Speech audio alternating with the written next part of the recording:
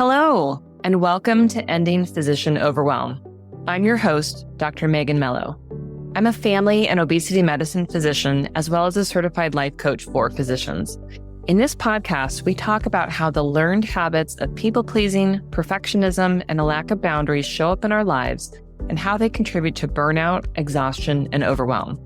The healthcare system is broken, my friends, but let's not wait for it to be fixed in order to feel better.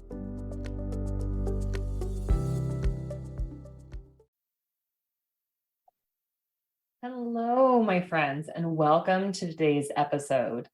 So today we're going to be talking about people who fall into the category of empaths. And I don't say necessarily that people identify themselves as empaths, but we're going to talk a little bit about what that means and specifically talk about it in relationship to, our careers in medicine, or you could certainly translate this into parenting or other professional or personal caregiving roles. All right, so for me, I first encountered this label in the sci-fi adventure realm in the character of Mantis, who is in a character in Guardians of the Galaxy 2. Now, if you are a hardcore Marvel fan and you want to go into a deep dive on Mantis, that's fine. But for me, I first encountered her in the movie. And she is an alien who is an empath, and she is able to feel and interpret the emotions of others. And she does this by, if she just touches her hand to them, she can very easily sort of feel their feelings and almost sort of is able to sort of identify their thoughts as well. And she's adorable. And of course, this causes many problems and interesting situations. But, I was surprised a few years later when my therapist identified me as an empath. I hadn't encountered that label in the real world. Although since that time, I've been able to see that it is a more common phrase used in sort of the mental health world to describe someone who is very easily able to identify with the emotions of others. And that doesn't necessarily mean that they are very well tuned to their own emotional state. What it means is they can sort of sense the distress of others often and really lean into connecting and helping that person with their emotions, and sometimes even taking on the other person's emotions. It sounds great, and it's a skill that has served me well for many years. So, as a physician, I've been praised for my ability to sort of get in there with patients and really sort of dig into the emotional side of health issues and stressors. And often we're able to really sort of get to the heart of what might be preventing people from being able to make a change in their health, whether it's losing weight or, sticking with a medication plan or, following through with attending therapy, things like that, often keeps them from moving forward. So it's helpful when we're able to sort of get in and really connect on that emotional level. It also helps me, of course, as a parent, right? When my kids are having big feelings, I'm able to sit with them and I'm able to, be more compassionate towards them. I end up also being someone that people tend to confide in because they know that they can safely express their feelings with me, that I'm willing to go there, if you will. But as with anything, there's a catch. Right? There's a downside. And it's something that I actually see this trait of being an empath is something that I share in common with many of the women who end up coming to me for coaching. It's exhausting when you are someone who can take on the emotions of others.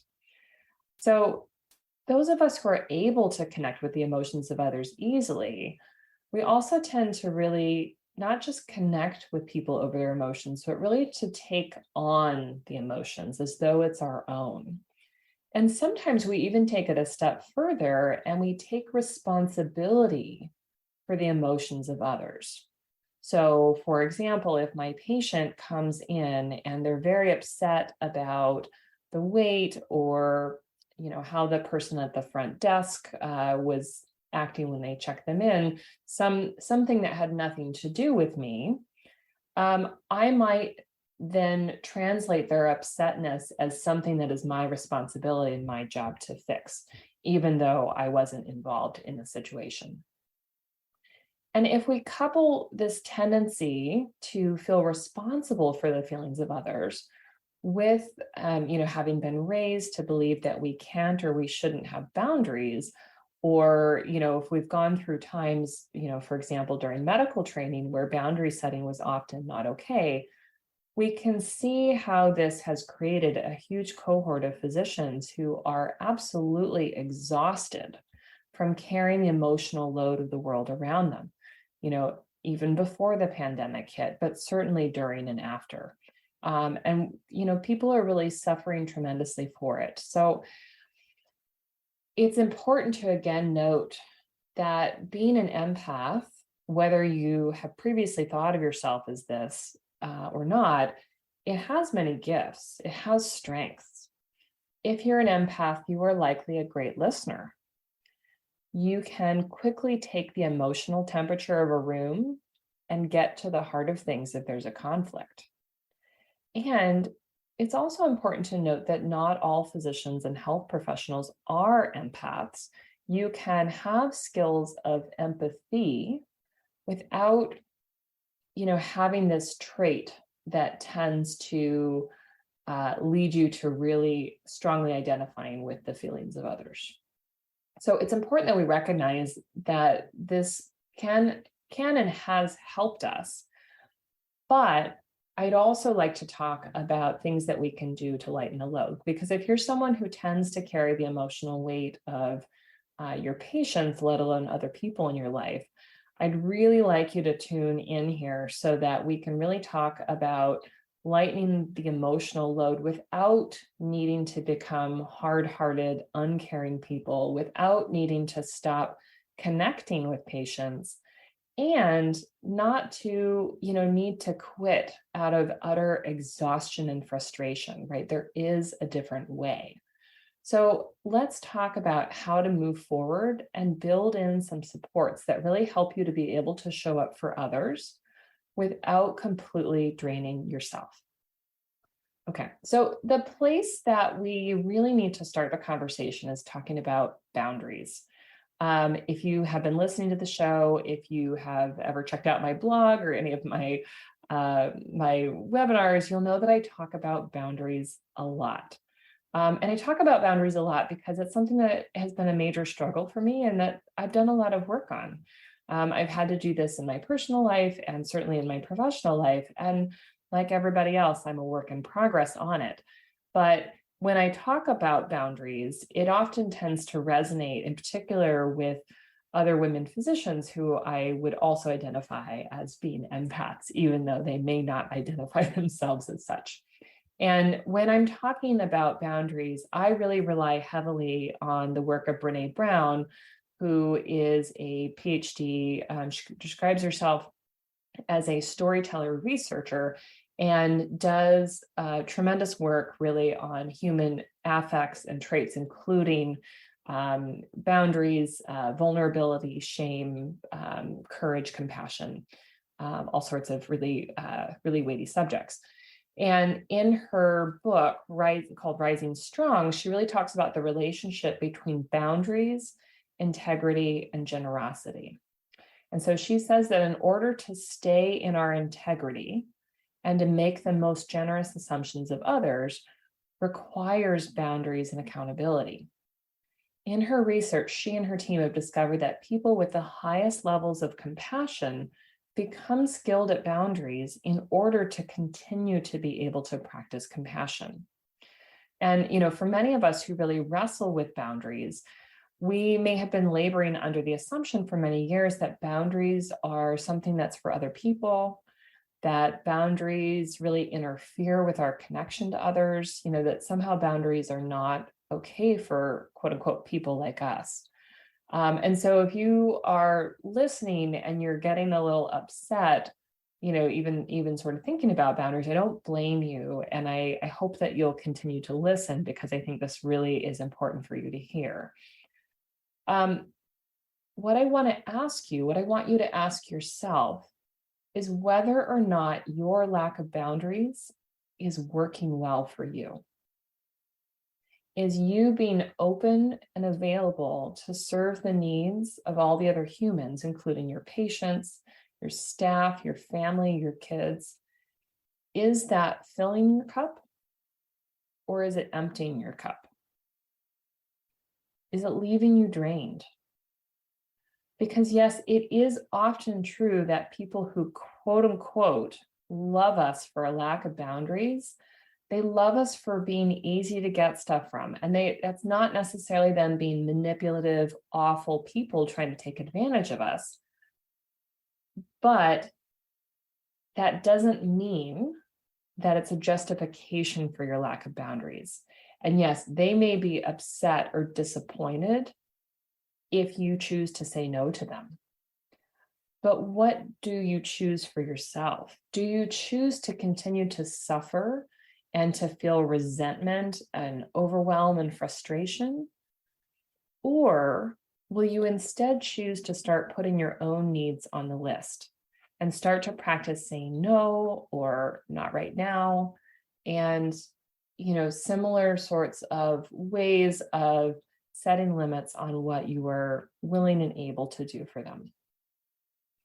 So we could talk for hours about boundaries, but I want you to consider how this idea of boundaries and integrity and generosity and compassion, really ends up playing out in your life, and whether or not you need to make a change.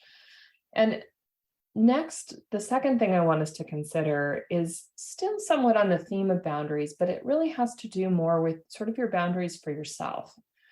Knowing that you have a deep connection to the feelings of others, which can be quite intense. How do you give yourself downtime? Do you end up taking breaks during your day, maybe going for a quick walk by yourself, or maybe sitting in your car and enjoying some quiet time? Do you ever get away on day trips or weekends by yourself where you can just rest and really sort of take care of yourself? Empaths often don't have others who care for them. Empaths often find themselves in relationships where they are caring for others, whether, again, that's children or a partner or just other people in their lives. And yet, empaths still have the same physical and emotional needs for love, rest, relaxation, and play as any other human. So, in this struggle where we are constantly giving to other people and not taking these moments to really care for ourselves, it then becomes really easy for us to, sort of numb away the frustration or the overwhelm by things that we don't really want to be doing, such as overeating, over drinking, spending hours on our phones, things like that, because we are trying to do something to kind of soothe ourselves. And, we may not have, really intentional practices that are taking care of that for us.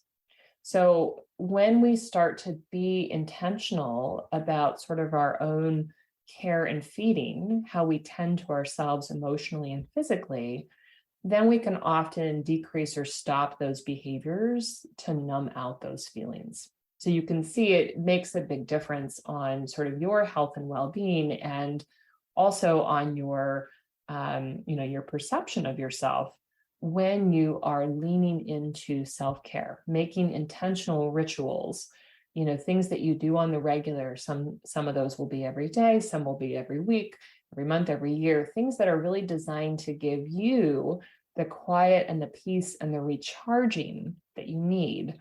It really becomes necessary for your personal maintenance. And these things really help you to be able to show up for others in the way that you want to, but with a new pathway of really making sure that you're addressing your own needs. The third thing that I want us to consider is, developing skills around understanding where your feelings are coming from. And, we'll extend this into being able to be more mindful about the feelings of others in a different way. So I've talked before about the relationship between our thoughts and our feelings and our actions. And I'll take a moment here to share this idea again, along with a common situation that comes up in my house. So actions are what we do in response to our emotions. So if I'm feeling something, that is going to drive the things that I do or don't do, and kind of the thought loops that are in my head, right? And the emotions actually come from my thoughts about something that has happened. So we often feel that our feelings come from, perhaps other people, perhaps our job, situations, but really it comes from our thoughts about it.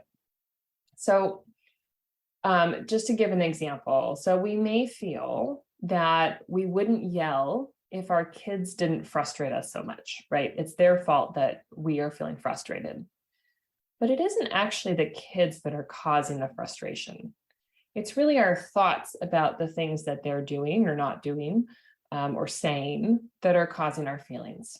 And the example that I thought of for really illustrating this point is when my kids are, getting ready for bed, but they have picked up their books and they are deep in their books and they are not brushing their teeth.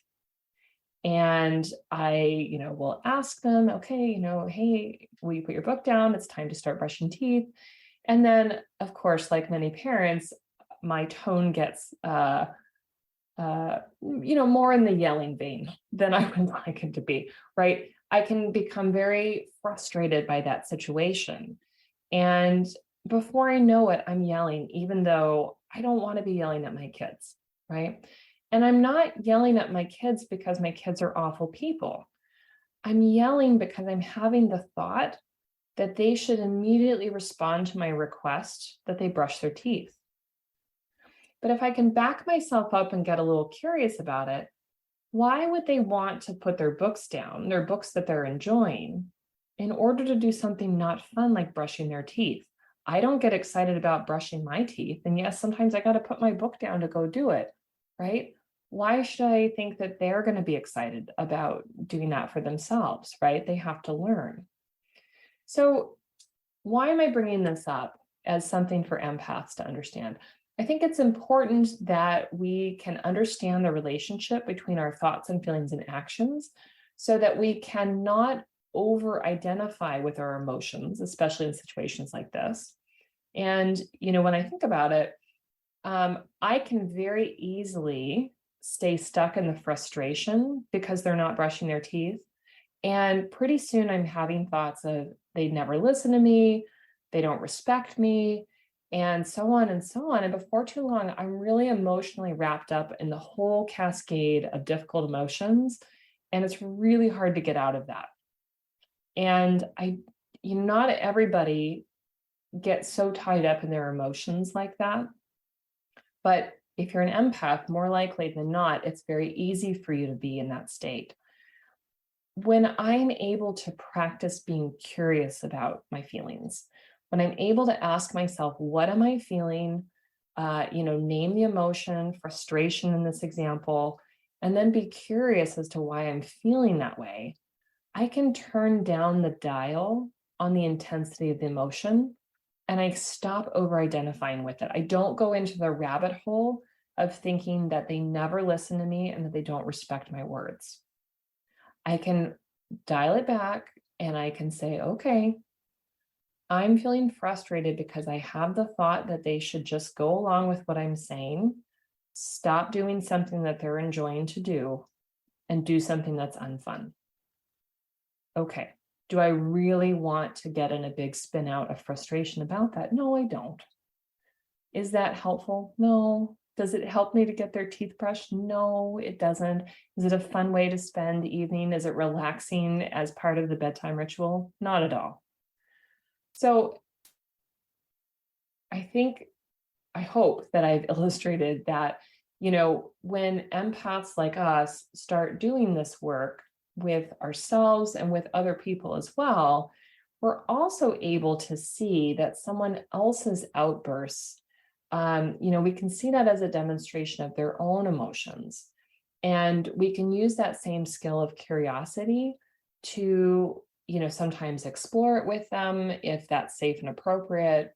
For example, with your kids, hey, what's going on? It looks like you're mad. Why are you feeling mad? Right. And be able to sort of work with their emotions that way. Or sometimes it simply helps us to be more compassionate for us. And we can still practice the boundaries that we talked about, but we can appreciate that they're having some thoughts that are leading to some really intense feelings. So as an empath, not only do I not have to be responsible for their feelings, because I'm not, their thoughts are the things that create their feelings, but I also don't have to over-identify with their feelings and make it mean something about me. So there's benefit for myself in getting curious about my own emotions, but there's also additional skill that comes with doing this work that allows you to help others, or to at least be able to not over-identify with your own feelings or the feelings of others. And yes, it's true, and it's important to mention that this does sometimes change relationships. And initially, those changes can feel really difficult for you and for them, especially if they are used to you taking the emotions on for them. But people who really care about you, like really, really care about you and your well-being, will ultimately want you to be taking good care of yourself. They will respect you more for it in the end. And they're probably going to get some growth out of it themselves, whether or not they're aware of it. My kids don't have to like that I'm reminding them to brush their teeth, but hopefully they're growing into people with the habit of brushing their teeth regularly. And maybe they're going to be happy about that one day. Now, whether or not they ever think about it, I don't know. I don't get to be responsible for that. But, I am doing the work to help get them, brushing their teeth. And I'm also doing the work of choosing not to feel frustrated about it every single night. So there are many, many examples in medicine and, of course, in parenting where we can get into difficulty when we are over-identifying with the emotions of our patients.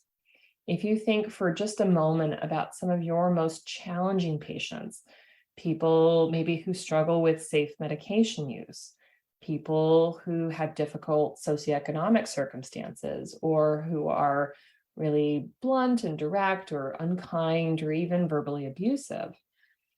When we are taking on the emotional responsibility for these patients on top of the emotional labor that comes with being with people in their illness states and hearing about their challenges, it's a really oppressive load.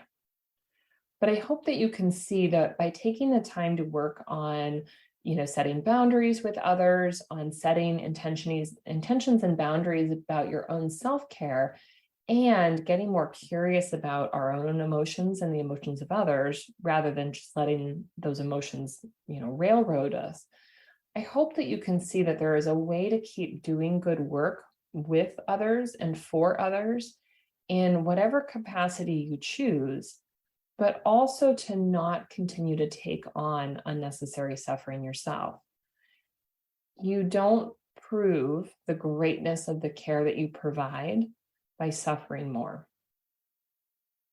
right? And really, really take that to heart. You don't need to suffer the hurts of others in order to provide them with great care, even if you are an empath. And so if you are an empath, or we call it a big feeler in my family, people with big feelings, and you're doing the emotional labor of others, I really hope that you will choose to take the time to do this work. being able to be a great physician or a nurse practitioner or a physician assistant or a nurse or a teacher or a parent just doesn't have to mean that you take on the suffering of others. You can be empathetic and compassionate and boundaried at the same time. You can protect your emotional energy and be able to be present with the feelings of others, but not having to drown under the weight of it all. All right, my friends. So that's what I have for you today. If you enjoyed this episode, please, please, please share it with a fellow empath. I think when we are able to connect with this part of ourselves and really support each other doing this work, we lift each other up and we support our own healing that really allows us to have a better life overall, whether that's in medicine or, in our personal lives or whatever realm that this pops up for you. Thank you very much for listening. Thank you for sharing the episode. I hope you have a wonderful week. And until next time, bye for now.